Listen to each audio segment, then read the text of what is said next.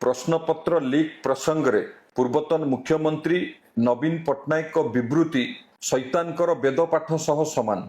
नवीन बाबू भूली जाउचंती तांको शासन काल रे किपरि ओडिशार युवपीढ़ी भविष्य सह सेमाने बारंबार खेल खेलुथिले।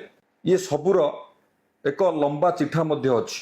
2015 मसीह रे पुलिस कनेस्टेबल नियुक्ति रे अनियमितता, 2016, 2019 और 2022 मसीह रे क्रमागत भावे ओटीटी प्रश्नपत्र लीक, 2018 मसीह रे मैट्रिक प्रश्नपत्र लीक, 2019 मसीह रे मैट्रिक ओडिया पेपर परीक्षा पूर्व एक बाहर प्रघट हेबा, एएसओ नियुक्ति परीक्षा रे अनियमितता हेबा, 2023 मसीह रे ओएसएससी जूनियर इंजीनियर परीक्षा प्रश्नपत्र लीक एवं ओएसएससी अकाउंटेंट परीक्षा पेपर लीक भली अनेक कला अध्याय तांको सह जोड़ी हेकी रहिछि।